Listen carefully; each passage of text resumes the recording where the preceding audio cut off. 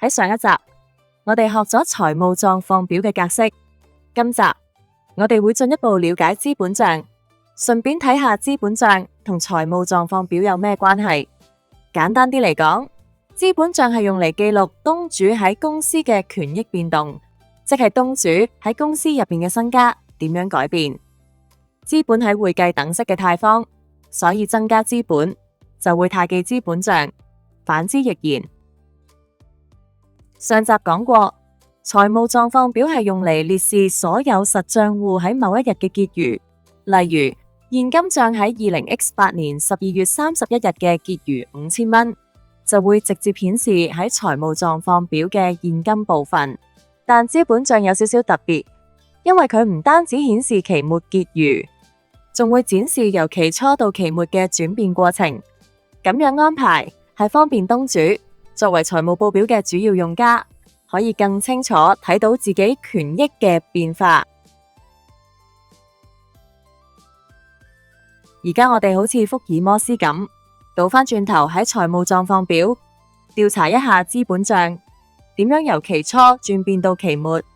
根據時序，首先承常貸方結餘3300萬，20X8年度公司賺咗80萬淨利，淨利會加資本，所以要貸記資本賬。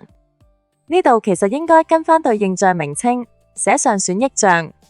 記住，按照會計循環，呢筆80萬淨利會從損益表轉入到資本賬。東主整年共提取咗3萬蚊，而提用會減少資本，所以要借記。最後就得出期末貸方結餘3377萬。順帶一提，提用賬係用嚟記錄東主將公司嘅資源作私人用途嘅賬戶。每次東主提用資產，公司就會借記提用賬，貸記資產賬，例如銀行存款或者現金。去到期末，提用賬需要結轉，將全年提用總額過賬到資本賬。結轉時會借記資本，貸記提用，完成結轉後，提用賬就會清零，等下一年重新開始記錄。而家俾2條題目，大家試下去編製資本賬。我哋停一停喺呢度，完成之後再返嚟對答案。準備好未？首先，第一條，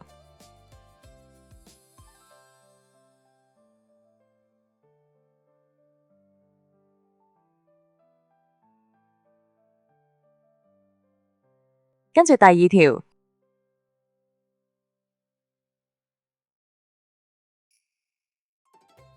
謹記，無論公司蝕咗幾多錢，或者東主提咗幾多資源都好，獨資企業嘅資本賬係絕對唔會出現借方結餘。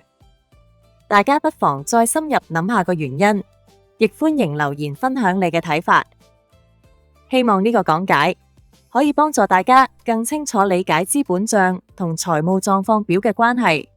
如果你覺得內容對你有幫助，同想學多啲有關知識，歡迎訂閱我哋旺仔南課嘅頻道。多謝收睇，下次見。搞掂企會財，隨心學，隨心聽。